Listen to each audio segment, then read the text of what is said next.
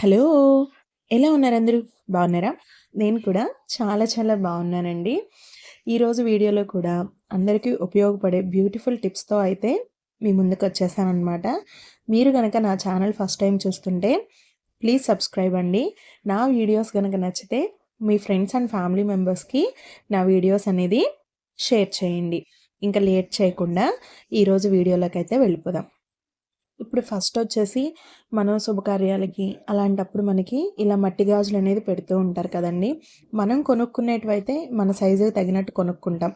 లేదు బయట ఎవరన్నా పెట్టే పనైతే కొన్నిసార్లు అవి మనకి అంటే చిన్న సైజుగా ఉంటాయి. అలాంటప్పుడు ఏంట్రా అంటే ఇలా చేతికి ప్లాస్టిక్ కవర్ వేసేసుకొని ఇలా గనక ఎక్కించుకున్నారంటే ఇన్‌కేస్ గాజులు మ్యాక్సిమం డ్యామేజ్ అవ్వవు. ఇన్‌కేస్ డ్యామేజ్ గాని అయితే ఆ గాజు పెంకులు గూడా స్కిన్‌కి గుచ్చుకోవనమాట. ఈజీగా అయిపోతుందండి. చాలా ఈజీగా. అదే ఒకవేళ టైట్‌గా ఉన్న గాజులు తీసేసుకోవాలి అంటే మనం జనరల్‌గా సబ్బుతో ట్రై చేస్తాం. కానీ అన్ని ప్లేసెస్‌లోనూ సబ్బుని వాడలేం కదా! సో, ఇలా కవర్‌ని మళ్ళీ రివర్స్‌లో వేసేసుకొని కూడా ఈజీగా తీసేసుకొని స్టోర్ చేసుకోవచ్చండి. చాలా నీట్‌గా ఉంటుంది. చేతికి కూడా ఎటువంటి డ్యామేజు జరగదనమాట. నీట్‌గా వచ్చేస్తాయి. చూస్తున్నారు కదా! ఎంత ఈజీగా వచ్చేసాయో. ఒక్క గాజు కూడా ఎక్కడ డ్యామేజ్ అవ్వలేదండి. చూడండి. ఇక నెక్స్ట్ అండి ఈ ప్యాడ్ అయితే చూస్తున్నారు కదా! వీటినైతే మనం పీరియడ్స్ టైంలో మన డ్రాయర్‌కి ఈ విధంగా పెట్టేసుకొని, అటాచ్ చేసేసుకొని ఈ విధంగా వింగ్స్‌నైతే పెడుతూ ఉంటాము. కానీ కొన్ని సందర్భాల్లో ఈ వింగ్స్ అనేది ఏమవుతుందిరా అంటే సరిగ్గా అతుక్కోవు కదండీ! అలాంటప్పుడు ఈ టిప్ అయితే బాగా యూజ్ అవుతుందనమాట. చూస్తున్నారు కదా! ఎంత అంటే కొంచెం ఈజీగానే ఊడొచ్చేస్తుంది. అలాంటప్పుడు ఈ పైనున్న కవర్‌ని దీనికి మధ్యలో పెట్టేసేసి ఈ విధంగా ఆ స్టిక్కర్‌ని గాని వేసేస్తే మనకు అటు ఇటు కదలదు. ఆ స్టిఫ్‌నెస్ అనేది అలాగే ఉంటుందనమాట. ఈ టిప్ కూడా నచ్చిందనే అనుకుంటున్నాను. ఇక నెక్స్ట్ వచ్చేసి మనకి చాకులండి. ఇవేంట్రా అంటే మనకి పదును తగ్గిపోయి కట్ అవ్వడం కొంచెం కష్టంగా ఉంటుంది. సో, అలాంటప్పుడు ఇలాంటి సిరామిక్ కప్స్ ఉంటాయి కదండీ! గాజు వాటికంటే సిరామిక్ కప్స్ బాగా యూజ్ అవుతాయన్నమాట. సో, ఆ ఎడ్జెస్‌లో ఏదైతే షార్ప్ ఎడ్జ్ ఉంటుందో, ఆ ఎడ్జెస్‌లో ఈ విధంగా మనము పదును పట్టినట్టుగానే పెట్టుకుంటే మీకు ఈజీగా వర్క్ అవుతుందండి. నీట్‌గా పోతుందనమాట. ఒక్కరోజనే కాదండి, మీరు డైలీ పని చేసే ముందు ఒక 1 ఆర్ 2 మినిట్స్ ఆ విధంగా గాని మీరు చేస్తే ఈజీగా మన నైఫ్ అనేది పదునైతే వస్తుందనమాట. ఇక్కడ చూడండి మీకు అర్థమవుతుందా? ఏ విధంగా మనకి సానబట్టేసామో.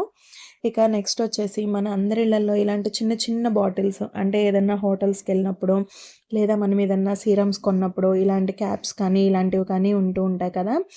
సో, మనం వాటిని అయిపోయిన తర్వాత పడేస్తూ ఉంటాం. సో, అలా కాకుండా వీటితో ఇప్పుడు ఒక బ్యూటిఫుల్ టిప్ చూపిస్తున్నానండి. దాని లోపలికి మీరు కాటన్ గానీ, బియ్యం గానీ, ఇసుక గానీ ఏదైనా పెట్టుకోవచ్చనమాట. నేనైతే ఇక్కడ బియ్యం పోస్తున్నాను. బియ్యం పోసేసుకొని బియ్యం కూడా ఇలా ఫుల్‌గా పోసుకోకూడదండి. కొంచెం వరకు పోసుకోండి. మళ్ళీ వెయిట్ ఎక్కువైనా పడిపోయే ఛాన్స్ ఉంటుందనమాట. ఇక తర్వాత ఇలాంటి డబుల్ టేప్ ఉంటుంది కదండీ! ఆ టేప్‌ని మనకి ఎంత క్వాంటిటీ కావాలో అంత క్వాంటిటీ తీసుకొని బాటిల్‌కి అతికిచ్చేసుకోండి. అతికిచ్చేసేసిన తర్వాత మనకి గుమ్మం దగ్గర అక్కడ మనము కడ్డీలు ఎలిగించాలంటే కొంచెం ఇబ్బందిగా ఉంటుంది కదా! సో, అలాంటప్పుడు అలా గ్యాప్స్ చూసుకొని ఆ గ్యాప్స్‌లో పెడతాం. అలా కాకుండా ఇప్పుడు ఈ డబుల్ ప్లాస్టర్‌ని తీసేసి ఎలాగో ఎలివేషన్ టైల్స్ ఉంటాయి కాబట్టి, ఆ టైల్స్ దగ్గర దీన్ని అతికిచ్చేసేసి అక్కడ కడ్డీలనేది గుచ్చుకుంటే మనకి పడిపోకుండా నీట్‌గా ఎక్కడ గుచ్చాలో అర్థం కాకుండా నీట్‌గా అనిపిస్తుందనమాట.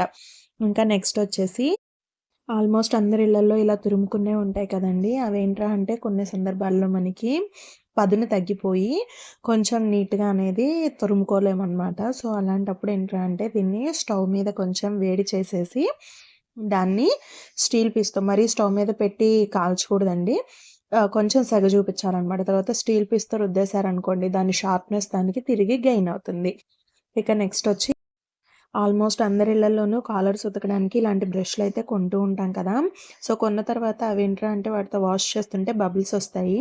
అలా రాకుండా ఉండాలి అనంటే ఈ విధంగా సాక్స్‌లో పెట్టేసి మనం గనక దీంతో రబ్ చేసాం వాష్ చేసామనుకోండి, మనకి ఎటువంటి పరిస్థితుల్లోనూ కూడా బబుల్స్ అనేవి రాకుండా నీట్‌గుంటుందనమాట.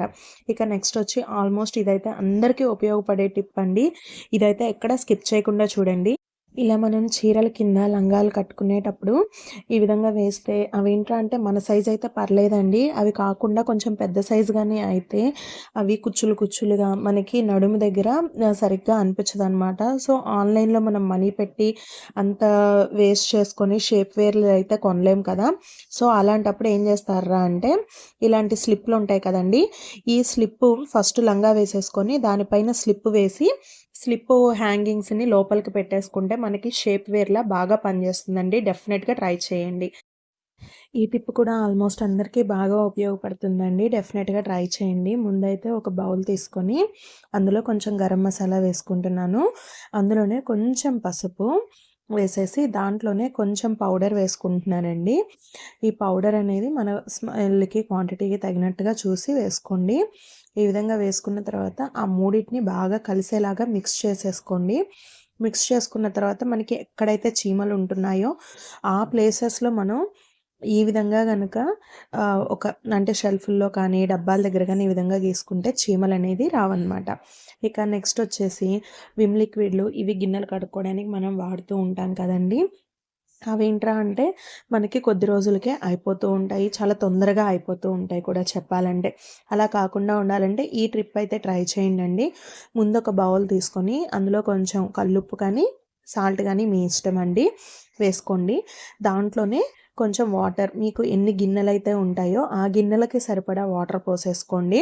దాంట్లోనే అంటే అందాజుగా పోసేస్తున్నానండి నేను. రఫ్‌గా నాకు తెలిసి నేనొక 4 స్పూన్స్ పోసుంటాను వెనిగరు. తర్వాత కొంచెం సోడా ఉప్పు వేసుకుంటున్నాను. చూస్తున్నారు కదా రియాక్షన్ అనేది ఎలా వస్తుందో. సో, దాన్ని కలబెట్టినా కూడా రియాక్షన్ వస్తూనే ఉంటుందనమాట.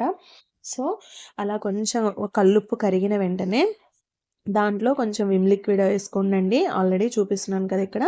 మనకు కొంచెం కరగడానికి టైం పట్టినట్టు ఉంటుంది గానీ కరిగిపోతుందనమాట. అలా బాగా మిక్స్ చేసేసుకున్న తర్వాత మనకి ఈ విధంగా ఫార్మ్ అవుతుందండి. కొంచెం అంటే విమ్ కరవడం కొంచెం కష్టం కదా! సో, ఇలా అయితే డెఫినిట్‌గా ట్రై చేయండి.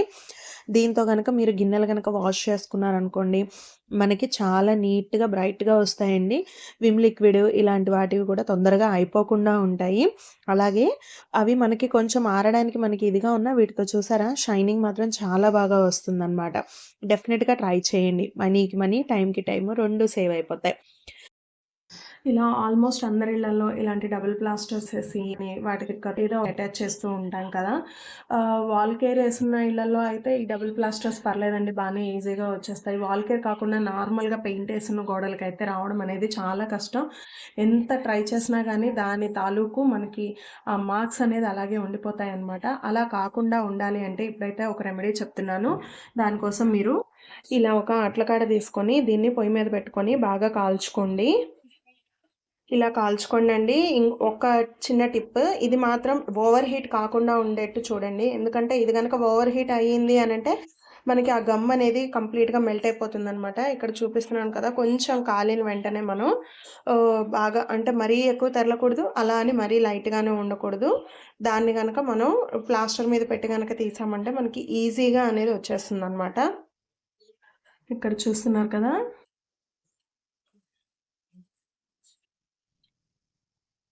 చూడండి.